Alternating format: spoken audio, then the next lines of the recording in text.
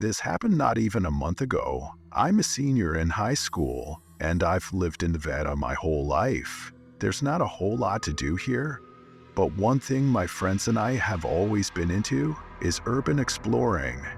We'd look for abandoned buildings, old service tunnels, dead malls, anything that felt forgotten. We'd climb through broken fences, take pictures, sometimes sneak up to the roofs or down into a basement. It wasn't about breaking stuff or doing anything illegal. It was just about the vibe. The only guy in our group who always found the weirdest places was Charles. He was kind, a quiet, mysterious type.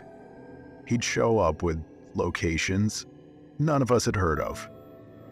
Half the time I didn't even ask how he found them. Monday he sent us a screenshot from some sketchy Instagram account, low follower account, blurry photos, all kinds of creepy comments under the posts. The caption on the post in question just said something like dozens of abandoned mine shafts in the Mojave Desert if you know where to look. According to Charles, he had been in contact with the account, and whoever was running it had given him some areas to check out. That's all Charles needed. He was instantly obsessed with the idea. So that Saturday, it was me, Charles, and our other friend, James. I had a Wrangler that was perfect for off-road desert driving, so we didn't have a specific address or anything, just a general area, and dropped somewhere in the middle of the Mojave. The spot Charles had marked was way off in the desert, like really far from anything. We turned off the main road almost half an hour earlier, and the dirt path we were on barely looked like a road anymore. We drove around for what felt like forever. No signs, no structures, no landmarks, just endless nothing. I kept checking my phone, even though I knew we didn't have service. James was in the back, getting more and more irritated. As started telling base account Charles this was a waste of time, and that he had been scammed by some troll account. Charles insisted that we keep looking, so we did. He's always been stubborn with navigation, so I figured I'd indulge him a little while longer. Eventually, just as we were about to call it quits, James pointed out something off to the right. At first, it looked like just more rock and sand, but as we got closer, we saw this half-collapsed wooden structure built into the side of a slope. Part of the entrance looked like it had been caved in, but you could still see a dark hole behind the support beams. It wasn't huge, but it was definitely man-made. Definitely a mean shaft. Charles didn't say anything at first. He just pulled out his phone, opened the offline map he downloaded when we still had service, and dropped Apen on it. Then he turned to James and said, "Told you." To which James said he just got lucky, but even I had to admit it was kind of crazy. We've been driving in circles out in the middle of nowhere, and somehow we'd actually found one, parked a few yards from the entrance, just off to the side on a flat patch of dirt. We all climbed out and geared up. Charles had even brought masks for us, to where the three of us walked up the mine, and it looked even sketchier up close. Charles picked up a rock and tossed it, and we waited a few seconds. Later, we heard it clang 3 times. Then, nothing. It was really deep. Charles looked back at us and said if we tripped on the way down, we were probably dead. We started to descend. Luckily, the shaft wasn't a straight drop. It sloped down at a steep angle, but not enough that we had to climb hand over in hand. The ground was loose and uneven, and there were old wooden beams lining parts of the wall. Surprisingly, they seemed pretty sturdy. The deeper we went, the colder it got and quieter it was. Really eerie down there. We couldn't even see any light coming through from the entrance anymore. Eventually, we made it to what felt like the bottom of the shaft leveled out and opened into a wider tunnel that branched off in a few directions. It looked exactly how you'd imagine old support beams. Every few yards, rusted rails half buried in dirt and a thick layer of dust on everything. There were scraps of wood and metal scattered around, maybe parts of old carts or tools. It smelled kind of stale. In there, if that made any sense, honestly, I didn't realize how much of a blessing the masks were until that point. We picked a tunnel and just started walking. None of us really said much. We weren't looking for anything specific, just exploring. There honestly wasn't much cool stuff down there. The place looked like it had been mostly cleaned out of anything worth taking, but then we heard something.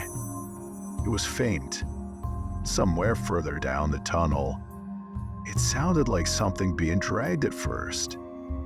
I thought I imagined it, but I looked over and saw Charles had stopped too. James motioned for us to turn off our flashlights, so we did.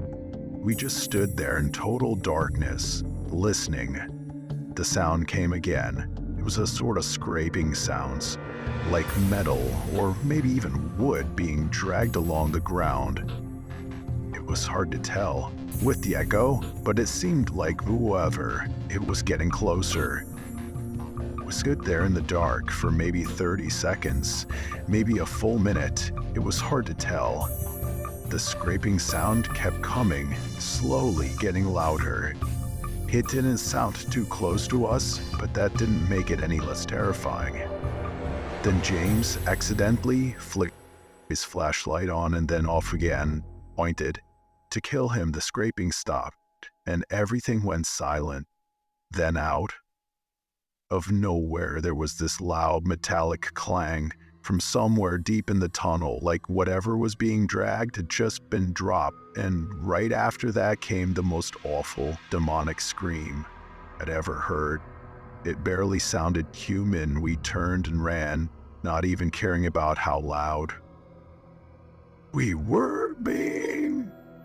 I'd never run faster in my entire life. I could hear footsteps coming from somewhere behind me, and I thought I was going to have a panic attack. I was in the back trying to keep up, and then I tripped on something. One of my shoes came off, and I struggled to stay upright. I didn't have time to gut back for it, so I just kept going, trying to ignore the pain in my foot up ahead. Charles and James had already reached the incline and were climbing. Practically threw myself up the stairs. When I tell you climbing those stairs, half a league's barefoot was the most painful thing I'd ever experienced. I'm not exaggerating. It was excruciating. Picked up a new splinter every few seconds. If not for the adrenaline coursing through my veins, I don't think I would have been able to make it out there by the time I finally made it out into the open air. My foot was shot. Needed James and Charles to damn near carry me over to the car. I couldn't drive like that, so James jumped in the driver's seat. I barely got the door closed before he in gear and floored it. I don't think we were followed up the shaft, but we weren't sticking around to find out. We drove insolent all the way to the nearest hospital. I thought the pain was gonna make me pass out. I ended up having to get a tetanus shot, and even after all my wounds were cleaned and all the splinters were removed, I couldn't walk normally for days. A few days later, once I could walk without limping, to a bad gem, a old industrious sold it somewhere near.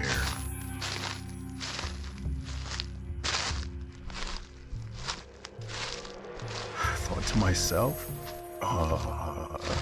the shaft, probably. When he was helping me get to the car, he hadn't said anything at the time, but now he figured it was worth going back just to the entrance. No way were we going back inside, so the three of us drove back out there using the pin that Charles had saved. Obviously, James's wallet was nowhere in sight, but we did find something. My shoe, it was sitting a few feet from the mine's entrance. I cautiously walked over to it and picked it up. It was torn up, like someone or something had bitten into it. There were literally teeth marks and mushu, and entire chunks of it were missing. We didn't stick around much longer after that. None of us could come up with any rational explanation. You might be quick to just say it was some homeless person living down there, but if that were the case, how the hell had they managed to stay alive for so long there? Was no food down there? What in the world would they eat? Charles said that Instagram account never responded to Bill. When he DM'd him about what happens, it's going to be a long time before I do any urban exploring in the desert again. You know, I've always been a rugged kind of guy. I've always loved the outdoors, and a vacation, to me, is a camping or fishing trip, not some extravagant excursion to some resort or something. My girlfriend of 6 months shares my love of nature. That's probably one of the main reasons we started dating. If I had to be honest, to do some little different, we drove out to the desert to camp for a few days. We'd both done forests, mountains, lakes, all that, but neither of us had really experienced the kind of open, silent, dry isolation the desert offered. It just felt like something we had to try at least once. One of the main reasons we landed on the desert too, waste stargazing. That's something we both love. Probably more than anything else, even back when we first started dating, we'd take drives out past town just to look on the hood of the truck and watch the stars. So when we read that this spot was far from any towns or light pollution, it was basically a done deal. I found a place online that was supposedly remote, but legal to camp on. No amenities, just open land. Some fire rings and stars sounded perfect. We packed up the truck with our gear and made the 3-hour drive. Early that Friday morning, the last hour or so was on a dirt road that felt like it went on forever. There wasn't a house or a sign of human life in sight. Honestly, that was half the appeal. By the time we found the campsite, it was already late afternoon. The place was completely void of people. Just as I had hoped. The first couple nights were exactly what we wanted. Warm days, cool nights, clear skies. We'd sit out by the fire with a couple, drinks pass a little, join back and forth and just talk about dumb stuff, go really back and stare at the sky. Not having a schedule or any distractions was really, really refreshing. And yeah, we'd fool around a bit in the tent. That was all part of the fun too. It felt good to be disconnected both nights. Though we heard something strange, not close, just somewhere way out in the distance. It was this low, drawn-out sound, like a howl or moan. It did really sound like a person, more like an animal. The first night, we both sort of paused when we heard it. Tiki looked at me like, "Did you hear that too?" And I nodded, but we ended up laughing it off. I said it was probably a coyote or a mountain lion or something. And she agreed, same thing, this gone night, right around the same time too. We chalked it up to being desert wildlife. You know, there's all kinds of stuff out here that we're not used to here, and it was unsettling, sure, but we weren't going to let it ruin the trip. The third night, I woke up to the sound of footsteps outside the tent. It was soft at first, just a couple faint crunches like someone walking slowly over dry dirt. I held my breath, I understood it, and slow. I didn't move. I wanted to grab the flashlight, wake Tiki up, and say something, but I couldn't. My heart was pounding, and every muscle in my body felt locked up.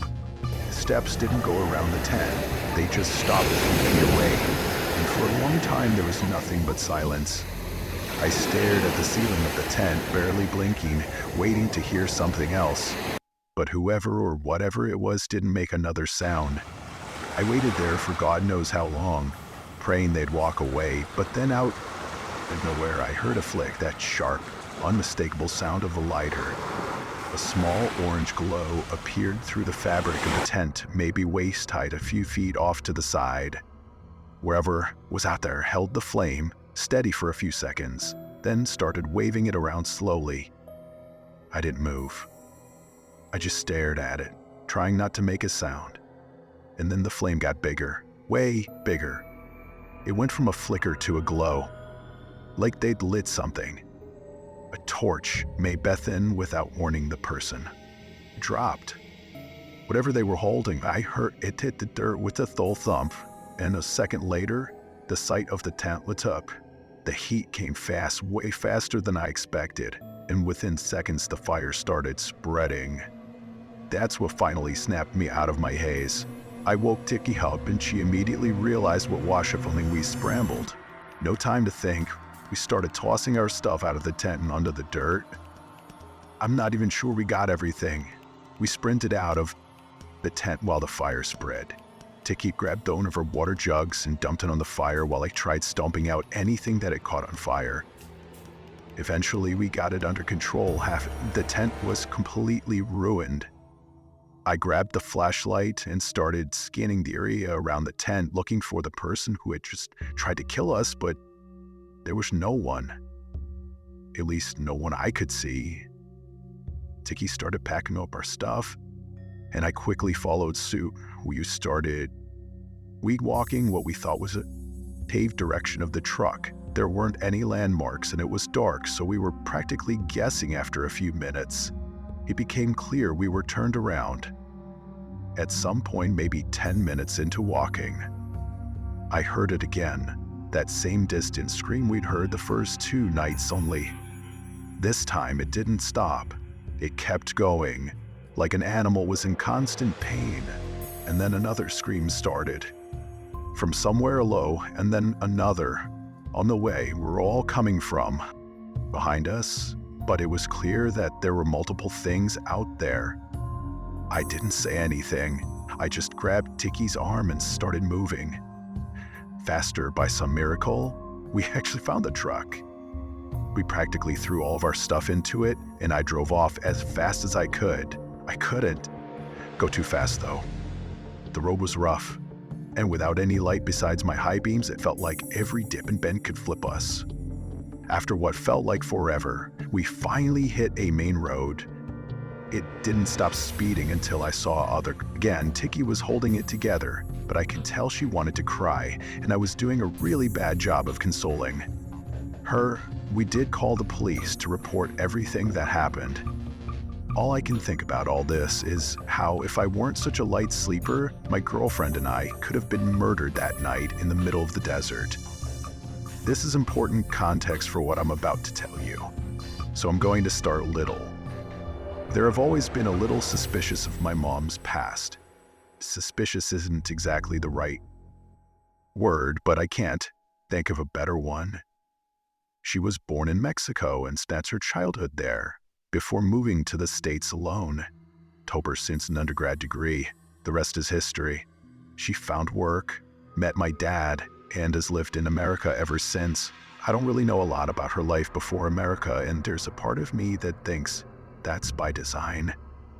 She avoids talking about her past entirely and dismisses any questions about it with joke or by changing the subjects. Growing up, my dad always told me that it was because she had some childhood trauma that was better left undiscussed, and I believed that for the longest time.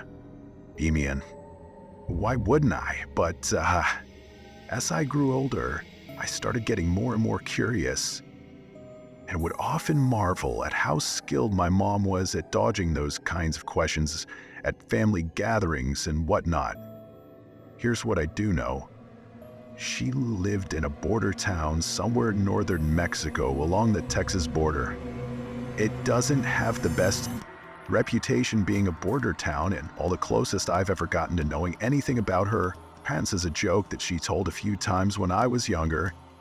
She would laugh that her dad's side of the family were the politicians and her mom's side were the crooks, but she was never able to tell which I never read into it as anything beyond a cynical political joke. But as I grew older, I started wondering whether there was more truth to that statement than I had originally thought. Her dad worked for the government in some capacity, and she never spoke about her mother nonsense. The only other piece of information I have is a name. I'm not going to write it out, so I'm just going to call him R. Ronite. When I was around 10 or 11, I woke up in the middle of the night to use the bathroom. As I was walking past our living room, I heard my mom speaking in Auckland voice. I didn't understand Spanish, but she repeated our name multiple times. It's the way someone talking about on driveway as opposed to someone speaking directly to someone. All the lights in there were off, so I couldn't actually see her, but I could hear her even now. I knew it was just Mom. My young self was still a little scared of the dark, so I instinctively flipped the light switch on. She didn't scream or even react to the light. It was like she was anticipating that I'd be there instead. She immediately hung up the phone and glared at me with a look I had never seen from her. She told me to go back, go to bed, and I did. And that's it. That's basically all I know about my mother's. Past a joke, her dad's very vague occupation, and a name are what I'm about to tell you happened almost a year ago to date, and it's been on my mind a lot. Recently, I'm from Arizona. Lived there my whole life. I was a year removed from graduating college, and I was driving through the desert on my way to meet up with one of my old college friends. It was a really long drive. I'm talking road trip, hours, and I was tired of listening to music. I'm not a podcast guy, so I was low-key cycling through my contacts, calling up all my friends and whatever girls I happened to be talking to. Eventually, I decided to call my mom. We're both really into soccer, so we were talking about the upcoming Champions League fixtures and how exciting the matchups were. She's got some serious knowledge on the sport, so the two of us can talk soccer forever. Out of nowhere, I saw two pickup trucks blocking the road. Up ahead, it didn't look like a car accident, so I wasn't sure what I was looking at. I was worried that someone might need help or something, so I slowed down. As I approached, my mom was still on the phone, but I hadn't let her know what was happening. I stopped my car and sat there, wondering if it would be a good idea to get out before I could do anything. Threms sprang out from the two cars, all holding guns. I froze up and realized there was another car quickly approaching. Mine from behind. I was unarmed, so compliance was really my only choice at that point. One of the men packed his gun on my door, motioning for me to get out. The other two stood a little further back. I put my hands up and slowly got out of my car. By that point, the car behind me had fully caught up and was parked a little ways away. Men barked a few commands in Spanish, but I didn't understand what they were saying. I consider my inability to speak Spanish one of my biggest failures in life, especially as a Mexican American, and in that moment, not being able to least communicate with my assailants, I wanted to die. It didn't take a translator to know what they wanted me to do, though. Before I knew it, my phone keys, wallet, and other personal belongings were in their possession, and it looked like I was going to be stranded in a barren desert with no viable escape. One of the men got into my truck, and that's when things took a turn. I realized I hadn't hung up the phone with my mom, and since my truck was still running, she was still on the line. I watched through my driver's side window as the man reached his finger toward the screen as if to hang up, only to pull it back, like he had changed his mind. I kept watching, and it seemed like he was listening. I instantly connected the dots. My mom must have been speaking to him. Eventually, I saw his lips start moving and realized they were having a full-on conversation in there. I obviously couldn't hear anything because down windows and doors were closed, but I knew they were speaking Spanish. I swear in my life, I'm 90% sure he repeated our name a few times like my mom had said it, and he was making sure he heard it correctly at the point. The other guys must have thought I had realized what was going on because Ty stopped guarding me and approached the car. The guy inside rolled the window down and stared at me.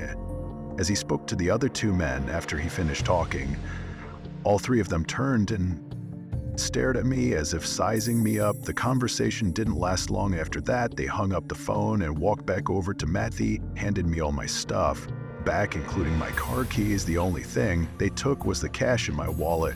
One of the men looked at me, smiled, and in an Athic accent said tax as he did it. I had never been more happy to lose all my cash in my life. As I drove away, all 3 cars, including the one that had been behind me, started speeding off into the desert. Away from the road, my plan was to try memorizing their license plates, but none of the cars had any. I was still in shock after a few minutes of driving. I called my mother back and demanded an explanation. She told me that she had simply threatened to call the police on them as she was tracking my location and knew exactly where I was. It told her that was obviously BS and insisted she tell me what they had really been talking about. She was adamant about her story, though, and told me most of